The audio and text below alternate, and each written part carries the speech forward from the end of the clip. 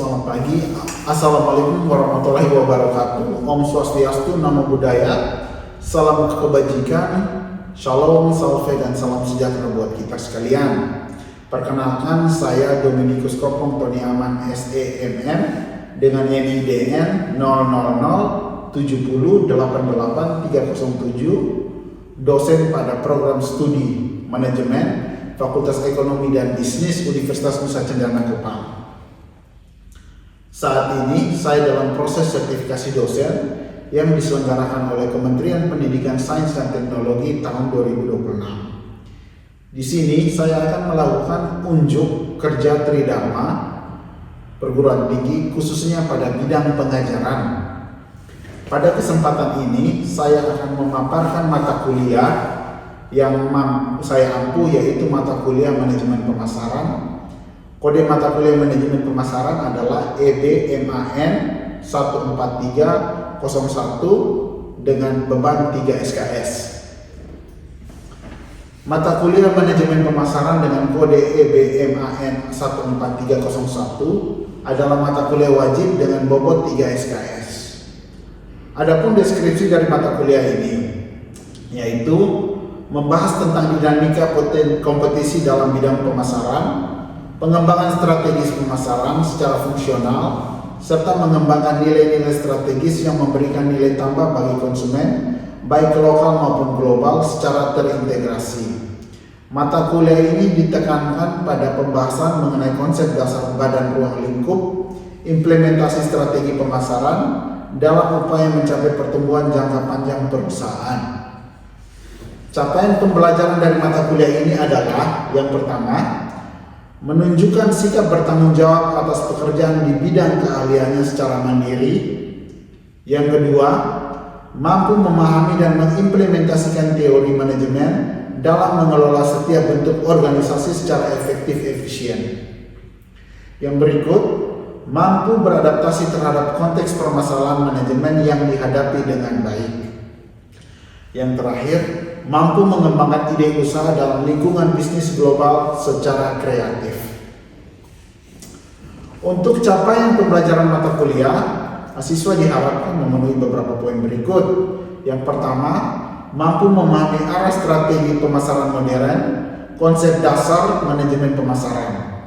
Yang kedua, mahasiswa mampu menganalisis dan memecahkan persoalan-persoalan mendasar manajemen dan strategi pemasaran. Yang berikut, mahasiswa mampu menunjukkan kinerja mandiri bermutu dan terukur. Dan yang keempat atau yang terakhir, mahasiswa mampu merumuskan konsep ke dalam praktik-praktik pemasaran perusahaan.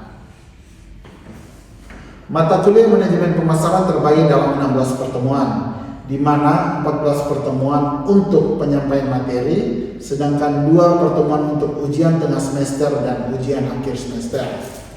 Adapun materi-materi berikut untuk mata kuliah manajemen pemasaran.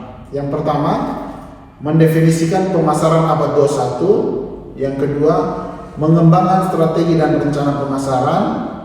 Yang ketiga, mengumpulkan informasi dan pemindaian lingkungan. Yang keempat, pemasaran relasional. Yang kelima, analisis pasar konsumen dan pasar pebisnis. Yang berikut, mengidentifikasi segmen pasar. Yang berikut, membangun merek yang kuat. Yang berikut, membentuk positioning merek. Yang berikut, menghadapi persaingan pasar. Yang berikut, menetapkan strategi produk. Yang berikut, merancang dan mengelola jasa. Yang berikut, mengembangkan program dan strategi penetapan harga. Yang berikut, merancang dan mengelola jaringan saluran nilai. Sistem pembelajaran yang dilakukan adalah tatap muka di ruang kelas dan menggunakan sistem informasi akademik, yaitu siadignona.undana.ac.id untuk keperluan absensi, keperluan unggah RPS, keperluan materi kuliah, pengumpulan tugas online, serta penilaian. Metode pembelajaran yang digunakan adalah ceramah interaktif, diskusi kelompok, pembelajaran berbasis proyek atau project based learning. Adapun referensi utama yang digunakan dalam perkuliahan ini antara lain Philip Kotler, Kevin Lane 2009, dan Manajemen Pemasaran edisi 13 jilid 1.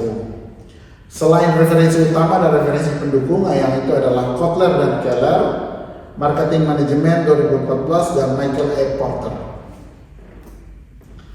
Adapun kriteria penilaian yang digunakan untuk mata kuliah ini, penilaian tersebut mengacu pada peraturan rektor undangan yang menggunakan metode pembelajaran berbasis proyek yang terdiri dari 6 komponen penilaian.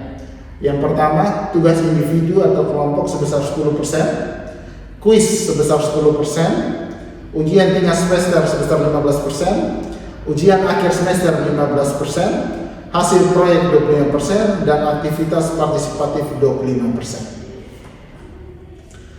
Baik, selanjutnya mari kita bersama-sama menyimak video pembelajaran mata kuliah Manajemen Pemasaran dengan materi menghadapi persaingan pasar. Terima kasih. Selamat pagi semuanya. Selamat pagi, Pak.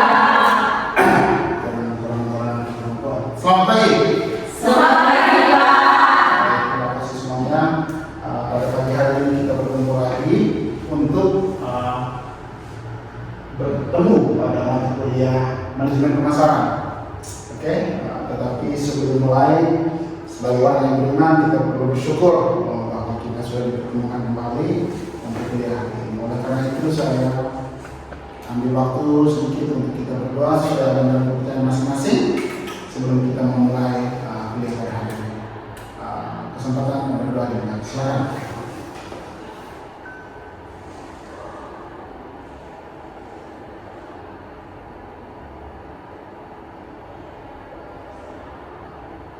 Berdoa selesai. Terima kasih Nanda. Sekali lagi selamat pagi. Selamat pagi, Pak. Oke. Manajemen pemasaran teori hari ini menghadapi persaingan pasar. Oke, tapi sebelum kita masuk ke teori hari ini atau materi hari ini, saya ingin refresh kembali sedikit pertemuan kali lalu. Masih ada yang ingat pertemuan kali lalu? Kakak, ingat? Kakak?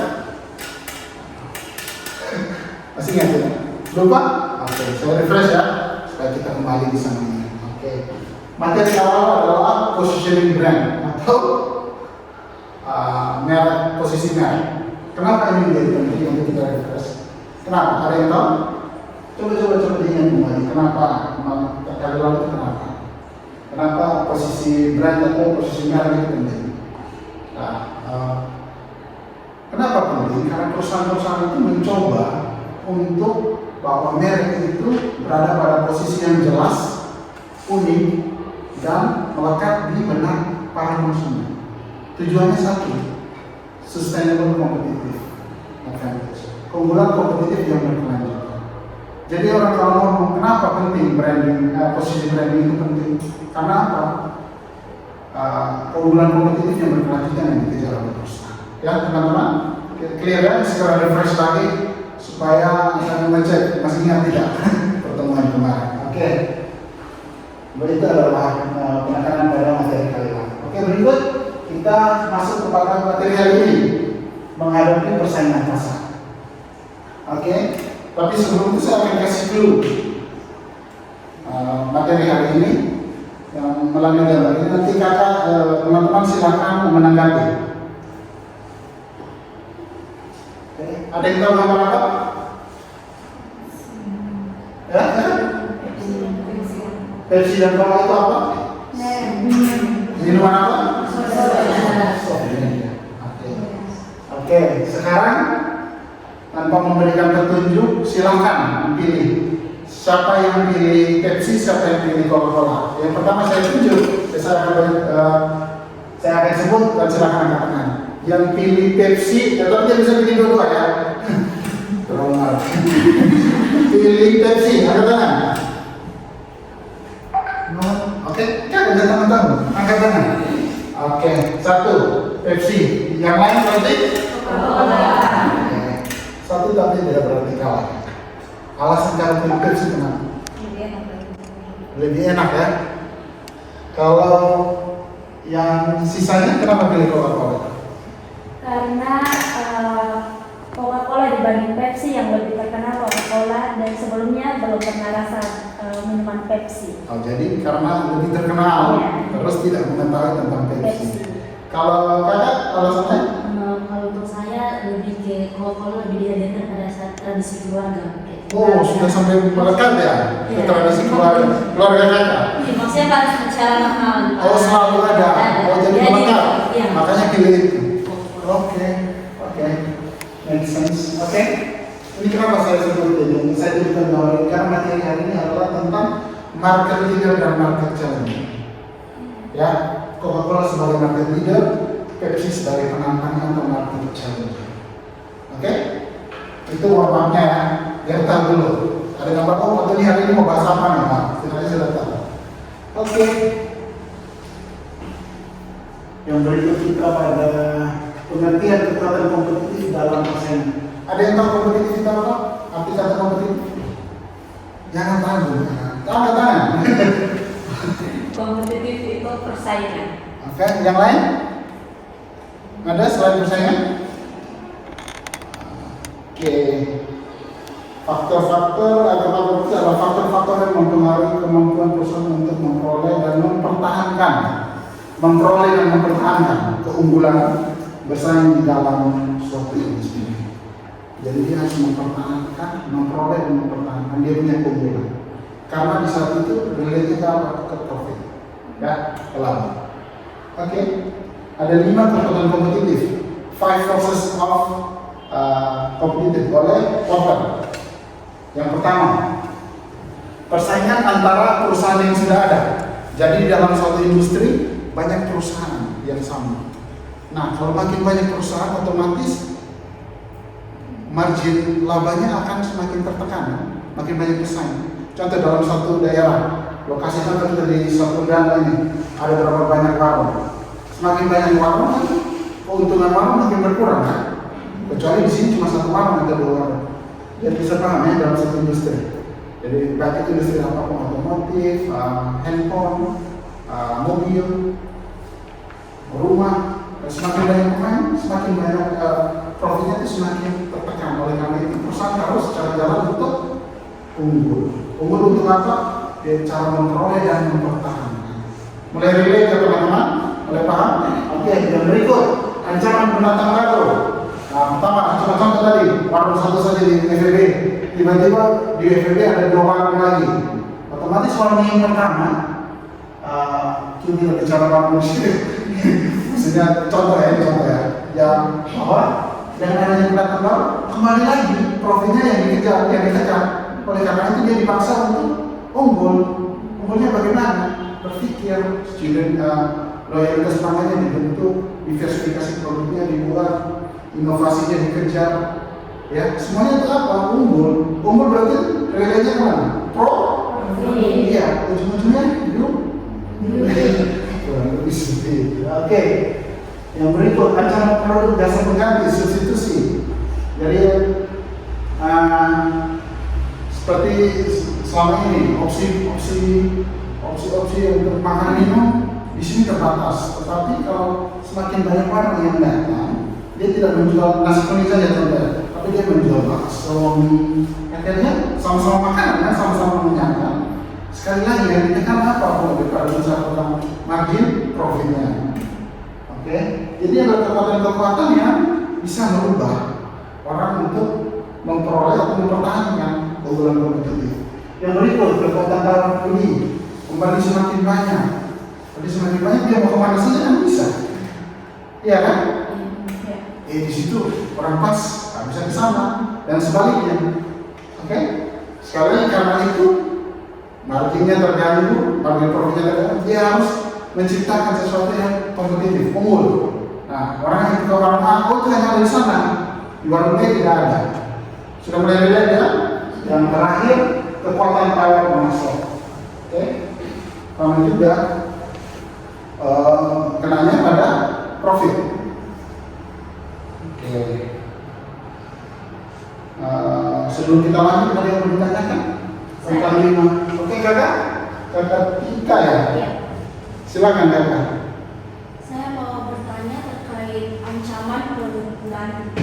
Menurut Pak sendiri strategi apa saja yang paling efektif untuk mengurangi ancaman dari suatu produk pengganti? Pertanyaan cukup baik-baik. strategi apa ya? Bagi saya, kalau saya punya apa nih? Sekarang misalnya mau warung, otomotif atau apa nih? Karena luas sekali skopnya. Karena masing-masing perusahaan pasti strateginya berbeda. Tidak mungkin strategi perusahaan otomotif diterapkan di warung atau sebaliknya ya. Vice versa gitu ya. Tidak bisa. Contoh kita kembali ke konteks yang relate atau kita warung. Ancaman produk jasa pengganti ya. The threat of substitusi ya. Berarti sudah tahu bahwa hanya kita saja yang jualan. Contoh kita jualan nasi goreng, dia jualan bakso, yang lain jualan mie ayam, yang lain rujak dan lain-lain makanan. Nah, kita kan sudah punya tuh diversifikasi. Kita lain dari yang lain.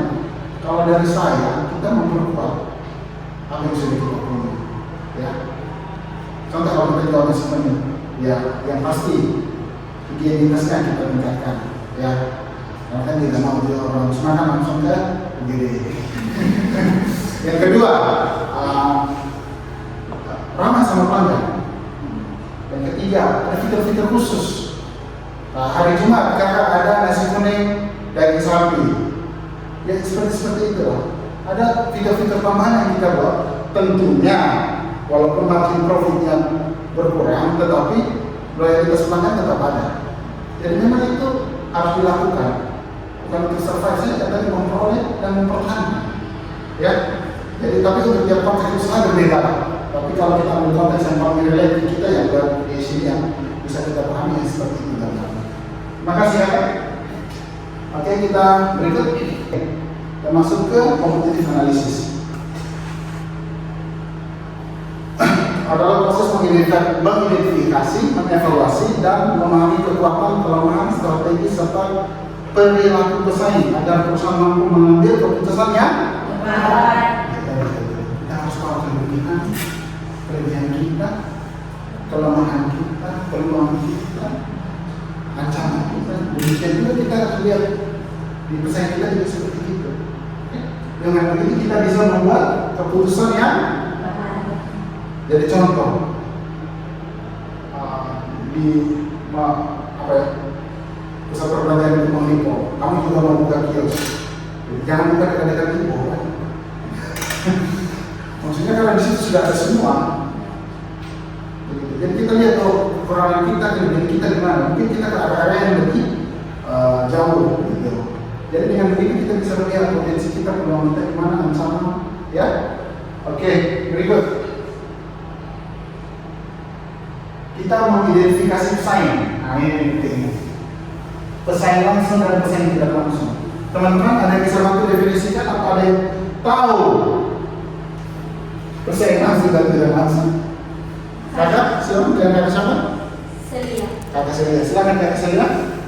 Pesaing langsung adalah bisnis yang menjual produk sama pada kuncinya sama kepada target pasar yang sama seperti Gojek dan Grab. Sedangkan pesaing tidak langsung seperti pesaing yang menjual produk yang berbeda, tetapi hasil akhir dari produk tersebut bisa menjadi pilihan lain untuk memecahkan masalah yang sama, seperti bioskop dan layanan streaming. Streaming seperti kita nonton Netflix di rumah, tetapi ke Netflix. Itu dia benar. Pesaing langsung dan tidak langsung. Ini saya ngambil yang dilihat saja lah. Kalau di bundaran Tirosa biasa makan banyak kopling kan? Tahu kopling? Apa? Kopling. Dulu waktu mulai awal-awal kan hanya ada kopi, ya kan? Itu jadi tiba-tiba ada pesan satu kopi, datang kopling yang kedua, terus ada kopi. Itu pesaing langsung karena apa? Menjual bahan yang sama. Tetapi seiring waktu di situ akhirnya bukan kopling saja kan? Ada banyak minuman yang lain yang hasilnya juga menghilangkan rasa haus, memberikan kenikmatan, ada cita rasa juga seperti pada minum kopi juga. Oke, jadi sudah bisa paham ya? Oke. Mengumpulkan informasi. Informasi apa saja yang ditemukan? Produk, harga, distribusi, pangsa pasar. Kenapa harus tahu pangsa pasar? Kenapa harus tahu distribusi? Promosinya seperti apa? Ini semua harus diketahui. Supaya kalau contoh produk A dia sudah buat, ya kita kalau tidak bisa menyayangi, kita buat produk yang lain lagi kan. Paham ya? Supaya modal kita jangan habis di situ. Kalau sudah tahu di situ kita akan trade kan sama ada di situ. Kenapa kita ke situ? Oke, berikut juga dengan harga, promosi, sampai pada pangsa pasar.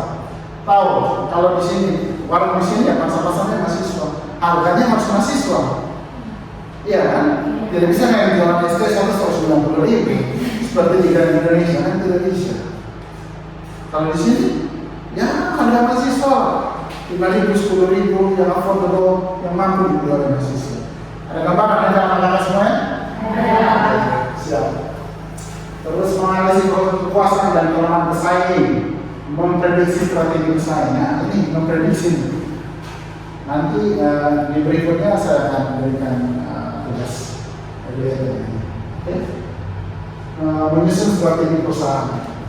Jadi memprediksi strategi perusahaan kita harus tahu pesaing kita ini kira-kira nanti situasi begini, situasi ke depan ini dia pakai strategi apa.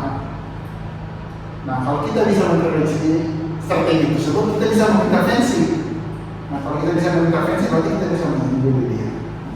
Demikian juga dengan menyusun strategi perusahaan. Kita bisa melihat kondisi kekurangan kelebihan kita di situ, baru kita buat keputusan yang tepat dengan menyusun strategi yang tepat. Oke, teman-teman ya. Oke. Ada beberapa manfaat mengantisipasi perubahan pasar. Yang kedua, menemukan peluang diferensiasi. Peluang diferensiasi seperti apa? Jadi kita lihat sudah produk lama sudah buat produk A, jadi kita buat yang lain. Oh ini belum punya, sedangkan di sini, oh ini pasti ada peluang nih. Mahasiswa juga suka seperti ini. Kalau kita jualan ini, diferensiasi itu penting. Terus strategi pemasaran yang lebih kompetitif, produk penjualan seperti apa, skemanya seperti apa, pakai promosi apa, itu yang bisa diterapkan semua. Oke, dengan demikian bisa memperkuat posisi perusahaan di pasar. Jadi kita ambil contoh harga. Oke, ini ada tugas diskusi, tolong dibuat dua kelompok. Nanti duduknya meningkat, yang ini kelompok 1 ya, yang ini kelompok 2 ya. Nanti yang kelompok 1 dapat tugas market leader dan market challenger, kelompok 2 dapat market follower dengan market leader ya. Silakan buat kelompok duduknya meningkat. Nanti tugasnya untuk market leader dan market challenger, demikian di market leader market challenger satu kelompok, market follower market leader satu kelompok. Tolong buat strategi apa yang harus diterapkan oleh perusahaan market leader market challenger di situasi ekonomi Indonesia sekarang kan.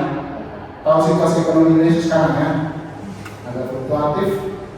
Jadi ini kenapa saya memberikan tugas ini supaya relate dengan kondisi real Indonesia sekarang.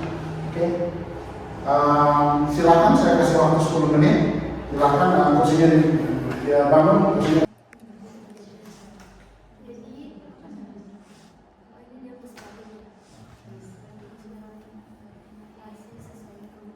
Hasil dari kelompok 2 silakan dipaparkan. Baik, untuk kelompok 2 tadi kami mencari terkait dengan strategi utama market follower Dan market leader. Oke. Yang relevan di ekonomi Indonesia saat ini. Oke. Jadi strategi yang pertama untuk market follower itu menawarkan harga yang lebih kompetitif, seperti memberikan bundling atau promo berkala atau paket hemat. Lalu yang kedua ada melakukan diferensiasi kecil.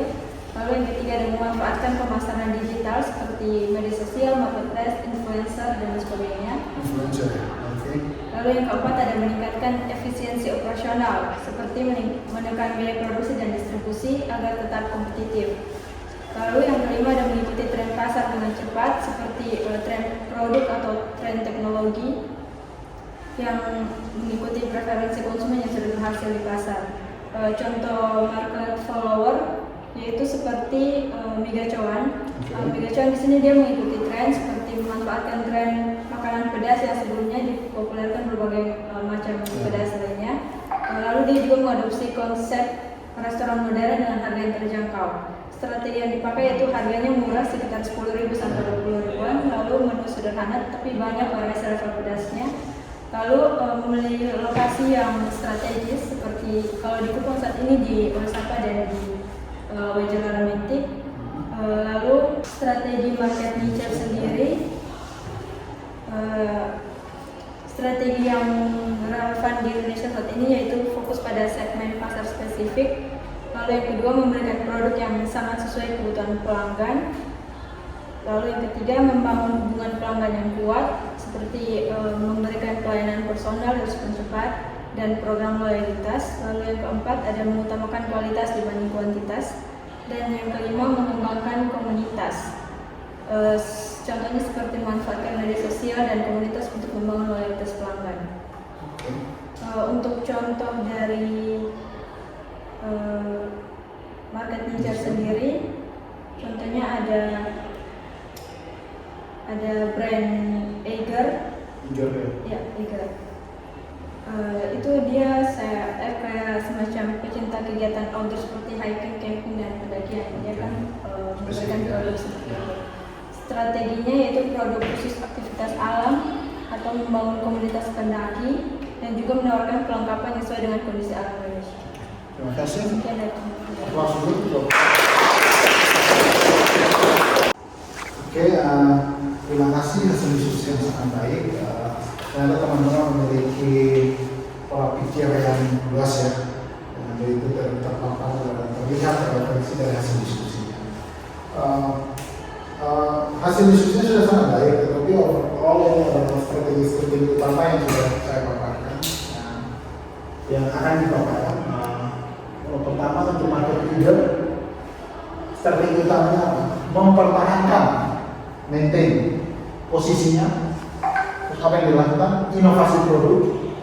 Yang berikut, memperluas pasar, meningkatkan loyalitas pelanggan. Jadi tadi saya sudah sempat dengar ada juga ya dimensi. Untuk market challenger, menyerang market leader melalui inovasi, ya. Terus harganya kompetitif. Berikut promosi ditekan lebih agresif. Terus peningkatan kualitas. Untuk market follower, strategi apa? Meniru strategi yang berhasil dengan biaya yang lebih rendah, serta meningkatkan efisiensi operation. Ya, karena di forward thinking, market niche fokus pada pasar yang sempit niche, spesial. Kayak tadi ya, tiga ya, fokus di situ saja. Menawarkan produk yang unik dan pelayanan lebih personal. Ada human touch-nya diperkuat, ya, personal touch-nya diperkuat. Oke, ada market leader, market challenger, market follower, dan market niche. Oke, ini adalah contoh market leader Coca-Cola pada industri minuman ringan. Karena tadi sudah melekat sampai pada tradisi ya. Kalau tidak ada Coca-Cola pas nonton itu rasanya bagaimana gitu. Oke, market challenger Pepsi sebagai yang utama. Soalnya makanya tadi warm up-nya saya tunjukkan gambar Pepsi dan Coca-Cola. Ya, berikut market follower, merek minuman lokal yang mengikuti tren pasar. Ya, ada banyak sekali minuman yang seperti Coca-Cola dan lainnya, dan itu follower mereka. Sedangkan market leader produksi kopi organik premium yang melayani segmen pencinta kopi spesial. Contohnya kopi luwak. Tapi bukan kopi luwak yang sasetan yang kopi luwak yang hasilnya itu kopi hasil fermentasi dari luwak-luwak itu hewan, semacam tupai. Salah satu contoh kalau tidak produk gluten free buat penderita diabetes. Ya seperti itu lah contoh-contohnya. Untuk market niche jadi spesial. Oke. Kesimpulannya bahwa keberhasilan seperti pasaran ditentukan oleh kemampuan perusahaan memahami kekuatan kompetitif, menganalisa pesaing secara sistematis, dan menanamkan strategi yang sesuai dengan posisi perusahaan di pasar.